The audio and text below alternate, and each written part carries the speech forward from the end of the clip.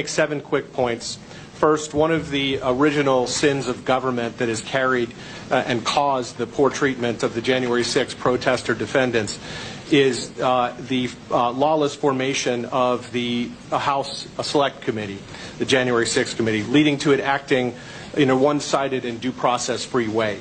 That committee was gerrymandered by Speaker Pelosi, operated without a ranking member or counsel to the ranking member. Liz Cheney was granted vice chair status to try to cover that up. The committee then had a series of carefully scripted by Hollywood hearings where the entire Q&A path was pre-written and meshed with cherry-picked snippets of highly edited video and audio-doctored video.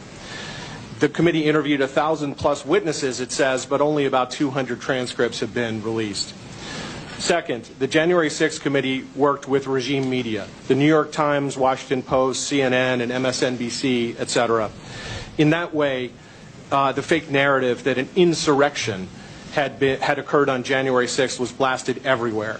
Based on secretly recorded video, we now have on tape Nancy Pelosi's documentarian daughter and her friends admitting that no real insurrection ever occurred.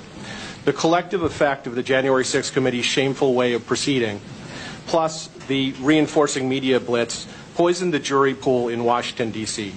Trial venue transfers out of D.C. should have been permitted. Media narrative mongering, was also the pre-original sin, therefore, of this entire issue because it laid the groundwork for the January 6th Select Committee's hatchet jobs. Third, many of the defendants were swept up in a vast dragnet that I believe violated the Fourth Amendment because it was the equivalent of a general warrant that our framers sought to ban. This was done through the use of geofencing technology and cell phone data warrants sent to telecom providers. Additionally, many protesters arriving after President Trump's speech in the ellipse had finished did not see any signage that areas normally open to the public were closed that day, setting up a trespass trap for the unwary. Fourth, the Justice Department did not treat these cases with appropriate respect for the First Amendment rights of the protesters. The 2020 presidential election was incredibly contentious, and many citizens in this country disagreed with mainstream media pronouncements that they should, in essence, sit down and shut up about the election and how it was conducted.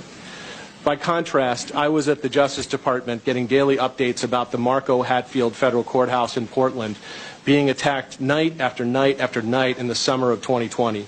Insurrection is a far more appropriate moniker for that targeted